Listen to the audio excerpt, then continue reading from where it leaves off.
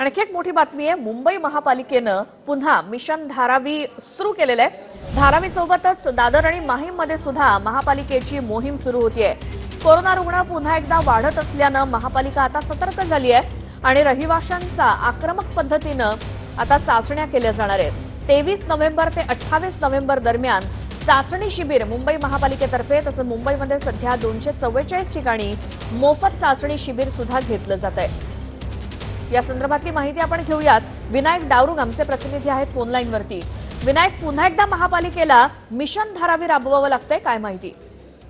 आता बरोबर आहे। आपण जर पाहिलं तर पहिल्या टप्प्यात धारावीची आकडेवारी मोठ्या प्रमाणात वाढली होती, परंतु नियोजन योग्य पद्धतीने झालं आणि धारावी आणि मिशन पाहायला मिळालं।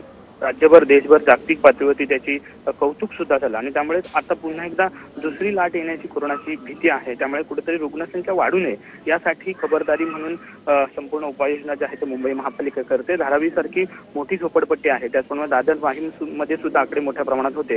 त्यामुळे विशेष चाचणी शिबिरं जी आहेत ती घेतली जातात। या विशेष चाचणी शिबिरांमध्ये जनतेच्याच चाचण्या होतीलच, परंतु लोकांच्या संपर्कात येणारे जे स्टॉल धारक आहेत, फेरीवाले आहेत, हॉटेल्समध्ये काम करणारे कर्मचारी आहेत, या सगळ्यांच्या चाचण्या ज्या आहेत मुंबई महापालिका करणार आहे। कुठेतरी पुन्हा एकदा धारावीची किंवा दादर माहीम मधली रुग्णसंख्या वाढू नये यासाठी खबरदारी म्हणून या सगळ्या उपाययोजना ज्या आहेत ते करताना पाहायला मिळत आहेत। श्वेता जी, विनायक, धन्यवाद दिलेल्या सविस्तर माहितीसाठी।